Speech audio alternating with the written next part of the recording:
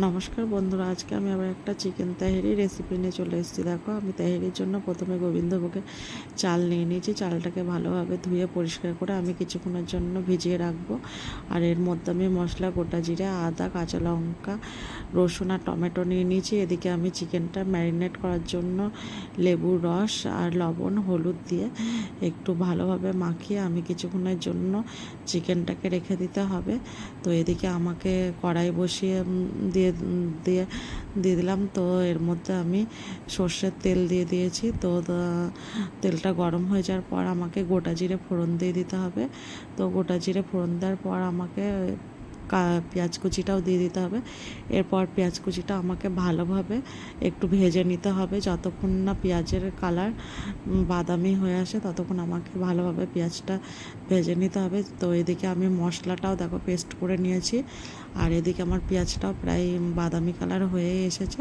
তো এরপর আমি যে চিকেনটা ম্যারিনেশন করে রেখে দিয়েছিলাম পেঁয়াজের ওপর আমি চিকেনটা এবার দিয়ে দেবো। তো চিকেনটাকে এরপর আমাকে ভালোভাবে একটু ফ্রাই করে নিতে হবে। তো দেখো, চিকেনটা ফ্রাই হয়ে যাওয়ার পর তো আমাকে আবার ওই যে মশলাটা আমি করে রেখেছিলাম, আদা, জিরে, কাঁচা লঙ্কা, টমেটো, তো ওটা আমি দিয়ে দিলাম। তো দিয়ে এরপর চিকেনের মধ্যে আমি ভালোভাবে একটু নাড়াচাড়া করে মশলাটা চিকেনের গায়ে ভালোভাবে যাতে লেগে যায় তার জন্য আমি একটু নাড়াচাড়া করে নেব। তো দেখো, চিকেনটার মধ্যে আবার প্রায় মশলাটা মিক্সড হয়ে গেছে। তো এরপর আমি চিকেনটাকে কিছুক্ষণের জন্য একটু ঢেকে রেখে দেবো। তো কারণ হচ্ছে চিকেনটা যাতে সিদ্ধ হয়ে যায়।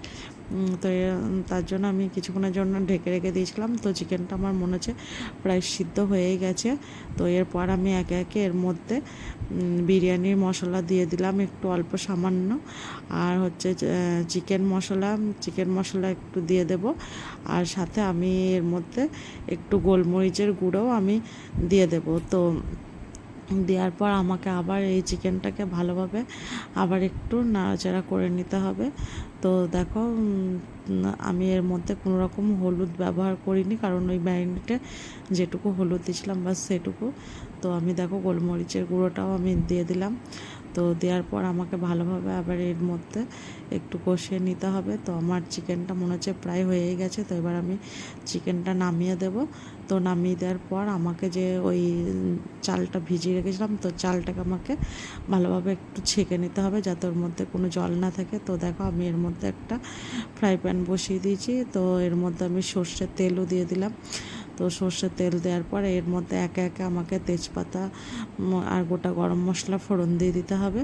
তো ফোড়ন দেওয়ার পর আমি একটু অল্প করে জিরে ফোড়নও দিয়ে দিয়েছি, আর সাথে কাজু আর কিশমিশও দিয়ে দিলাম। তো এটা ভাজা হয়ে যাওয়ার পর তো আমাকে একটু অল্প করে পেঁয়াজও দিয়ে দিলাম। তো পেঁয়াজটাকেও আমাকে ভালোভাবে ভেজে নিতে হবে লাল করে। যতক্ষণ না পেঁয়াজ ভালোভাবে ভাজা হবে ততক্ষণ আমাকে নাড়াচাড়া করতে হবে। তো পেঁয়াজটা ভাজা হতে থাক। এর মধ্যে আমি সাথে একটু পেঁয়াজ ভাজার ওপর একটু লবণও দিয়ে দিলাম। আর আমি আর তেল দিলাম না, কারণ একটু তেলের দরকার ছিল। তো আমাকে তো ঘি দিতেই হবে, তাই আমি আগেই ঘিটা দিয়ে দিলাম। তো দেখো, পেঁয়াজের কালারটাও অনেকটা আমার বাদামি কালার চলে এসছে। তাই এরপর আমি টমেটোটাও দিয়ে দিলাম। তো টমেটোটাও এবার আমি একটু ভালোভাবে ভেজে নেব।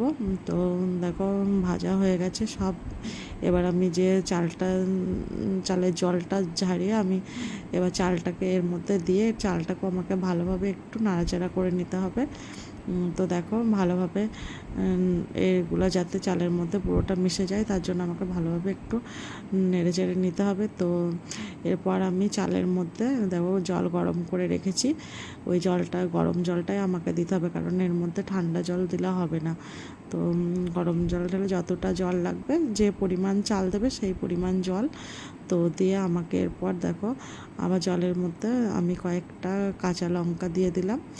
তো দেওয়ার পর এটাকে আমি এবার একটু সিদ্ধর জন্য আমাকে লো ফ্লেমে রেখে কিছুক্ষণের জন্য ঢাকনা লাগিয়ে রেখে দিতে হবে, যে চালটা যাতে একটু সিদ্ধ হয়। তো গোবিন্দভোগের চাল তো তাড়াতাড়ি সিদ্ধ হয়ে যাবে। তো দেখো, এখন আমার মনে হচ্ছে চালটা প্রায় সিদ্ধ হয়েই গেছে। তো এখন দেখো একটু এবারে নিচের চালটা আমি উপরে করে দেব। তো আর একটু সামান্য হয়তো মনে হচ্ছে হবে। তো এরপর আমার দেখো চালটা মনে হচ্ছে হয়ে গেছে।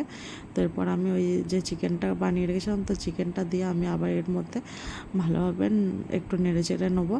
তো সব চাল আর চিকেনের মধ্যে যাতে ভালোভাবে মিক্সড হয় সেই জন্য আমাকে একটু খুন্তি ভালো করে নাড়াচাড়া করে নিতে হবে। তো নাড়াচাড়া করার পর একটু অল্প হয়তো সামান্য জল আছে, তো তার জন্য আমাকে কিছুক্ষণের জন্য আবার একটু ঢাকনা লাগিয়ে রেখে দিতে হবে। তো দেখো এখন মনে হচ্ছে আমার